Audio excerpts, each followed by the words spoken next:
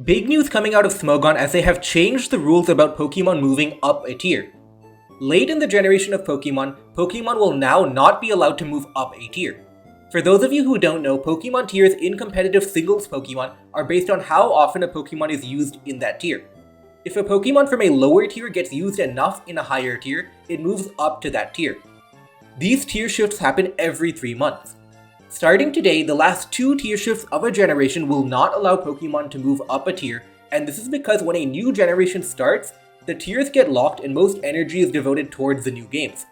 That means if a tier loses an important Pokemon, it's a big deal and there's not enough time to make the necessary bans and other fixes to the tier. For example, in Generation 7, Mesprit was one of the most important Pokemon in PU, when it rose to NU right before Generation 8 came out. There was a huge change to the tier right before the generation ended completely. As a consequence of the new rule, Hitmontop will not be able to rise up a tier as we are already at the second to last tier shift before Pokemon Scarlet and Violet. There was a lot of controversy about Hitmontop getting moved up into a higher tier than it's supposed to be, but that discussion is now moot. The reason only rises are stopped and not drops is because if something is overpowered and gets dropped, it can easily get banned, but there is no equivalent for a rise. If an important Pokemon rises up, you can't do anything about it. For more information, you can check out the post I'm reading right now and it will be linked in the description.